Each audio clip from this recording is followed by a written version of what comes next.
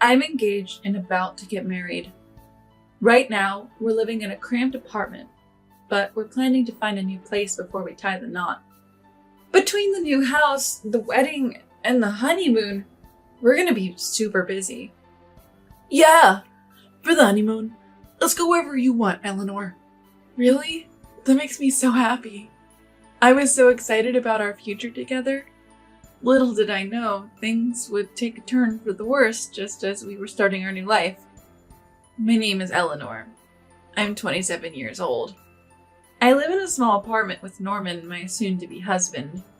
I've been living here since my student days. Since we moved in together, we've been talking about finding a proper place to live once we're married. Now that we're engaged and we're busy preparing for the wedding and house hunting at the same time. Today we went to a real estate agency to look at properties. And to our surprise, Norman's parents, Jed and Stella, were there waiting for us. Jed, Stella, why are you here? Jed and Stella happily responded to my question. Norman invited us. He wants us to take a look too, right, Dad? Yeah, I can't wait to see where you and Norman will be living, Eleanor. Okay. Why did he invite his parents? Maybe Norman was nervous about house hunting for the first time. Well, I don't want to start any family drama before the wedding. Despite my reservations, we went on with property viewing. After that, Jed and Stella invited us to a restaurant. Eleanor, the place we saw today wasn't great, was it? Too small. Stella frowned and I hesitantly replied, Really? It's a new building and the rent seems reasonable for a 2-bedroom place. No. Way too small. You need at least a 4-bedroom place. 4 bedrooms seems excessive. Stella sighed in disbelief. Listen, you might not get it now, but have you thought about when you have kids? Kids? Yes, even if it's fine now, you'll definitely need more rooms in the future. Is that so? To be honest, we weren't planning on having kids right away. Even if we did, we could just move to a bigger place then. Well, Stella has her own opinions, I guess. I decided not to dwell on it. A few days later, Jed and Stella joined us again for another property viewing. After looking at several places, we went to eat. Then Stella said something unbelievable. I can't wait to live with you all. What? Live together? Seeing my shocked face, Norman quickly said, No, Eleanor, she's talking about the future. But Stella, it didn't sound like that. Anyway, don't worry about it, Eleanor. Mom, don't say weird stuff. You're making Eleanor uncomfortable. As he scolded her, Stella gave a creepy smile and said, Sorry, okay? Whether it was sooner or later, I never promised to live with his family in the first place. To be honest, I don't want to live with them at all.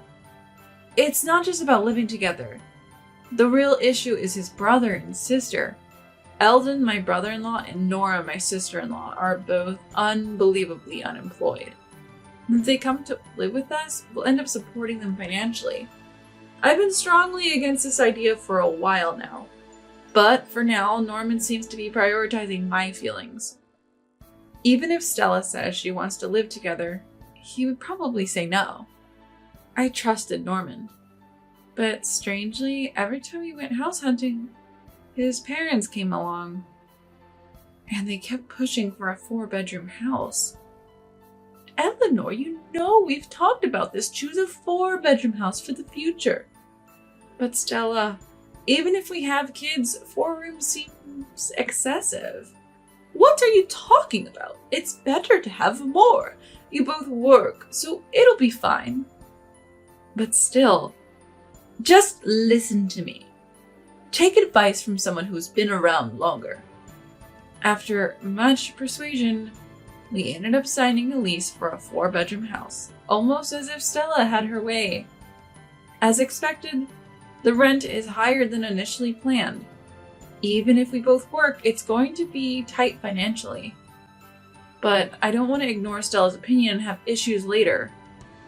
Considering future interactions with my in-laws, I decided to see it as a necessary compromise. After signing the lease for the new house, the wedding is fast approaching. A dinner party was held at my in-laws' house to celebrate, and naturally, The conversation focused on us. My parents-in-law smile and talk to me. The wedding and the move are coming up. So exciting. Absolutely. It's time for celebrations. Then Eldon and Nora said something unbelievable. The new house looks spacious and nice. Norman, you did well. I didn't realize a 4-bedroom house would be so big. I couldn't let that comment slide. Wait, Eldon, Nora, you visited our new house? Of course. It's the house Norman chose. We're family, so we have to check it out. Are you kidding me? Who goes to check out their younger brother's new house without telling them? It's just weird, no matter how you look at it. With growing concerns, the dinner party at my in-laws' house ended. When we got home, I decided to double check with Norman. Norman, we agreed not to live together, right? Yeah, of course. Good. Stella keeps coming to the viewings, and what Eldon and Nora said today made me anxious. I'm sorry for making you worry. You don't have to, Eleanor. I'm glad you said that, Norman. Thank you. I felt completely reassured by his words, but 2 weeks later, my trust would be completely betrayed. Our wedding went off without a hitch, and we went on our honeymoon. We had already moved our belongings to the new house from the old apartment. We planned to dispose of the remaining old furniture by the end of the month when we vacate the apartment. After returning from the honeymoon, we were supposed to go straight to our new home. We returned from our honeymoon full of memories. We arrived at our new home, filled with excitement for our future life together. Eagerly, we opened the door to our new place, and what we found was beyond belief. Ah, Norman, Eleanor, Welcome home! Stella! What are you doing here?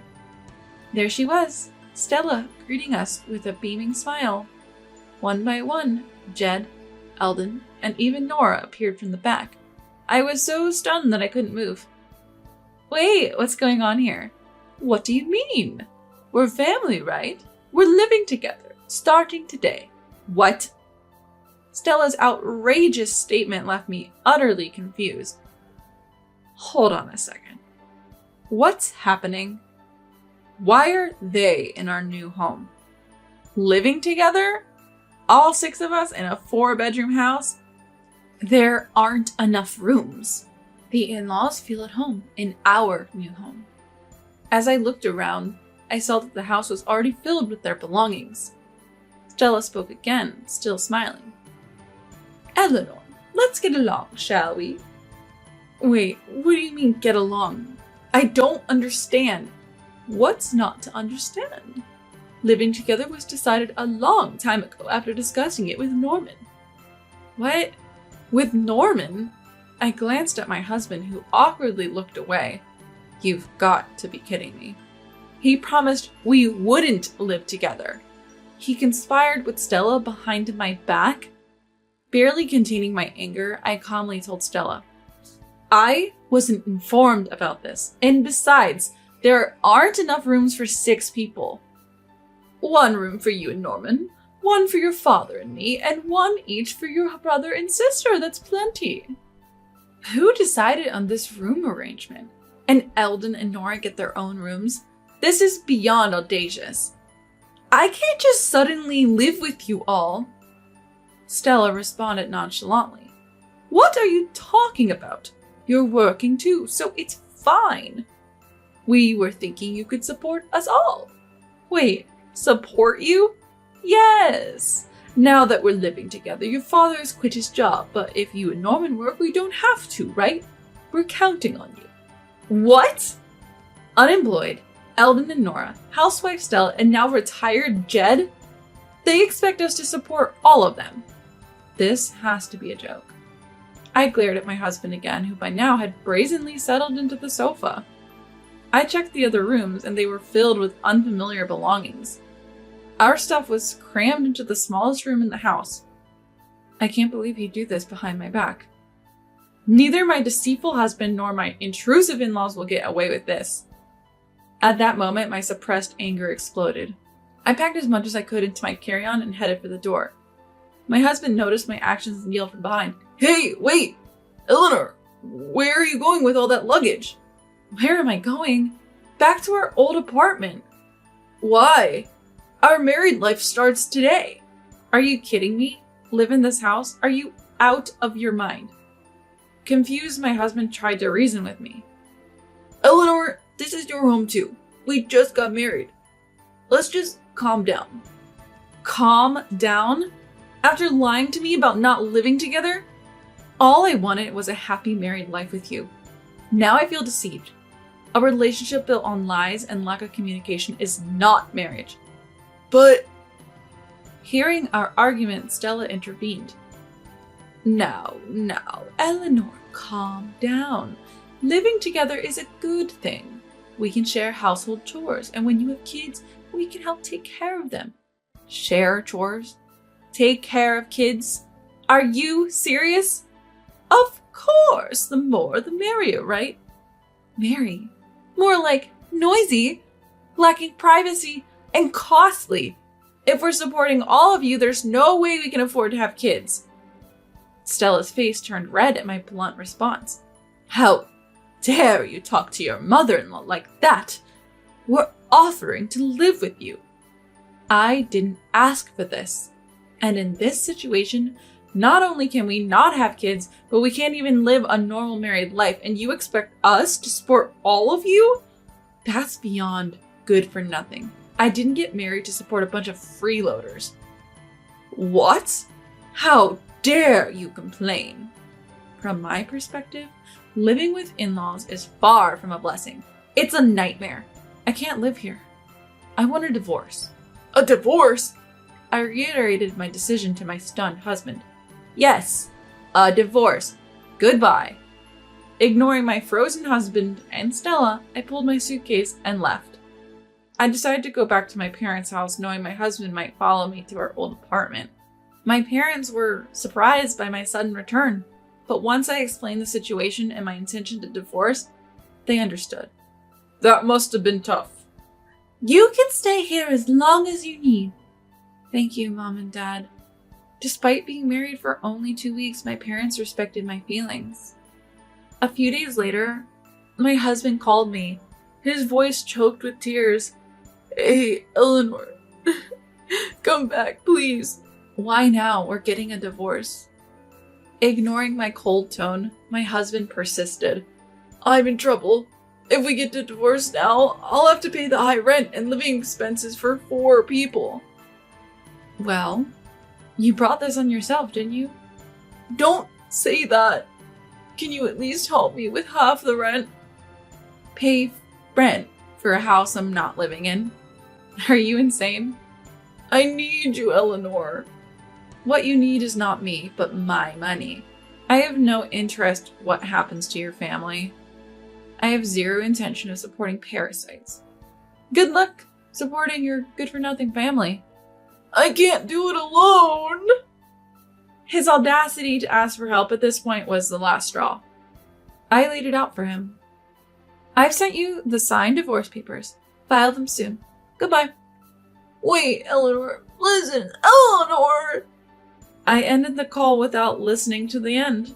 He later showed up at my parents' house. If you cause any more trouble, I'll consult a lawyer.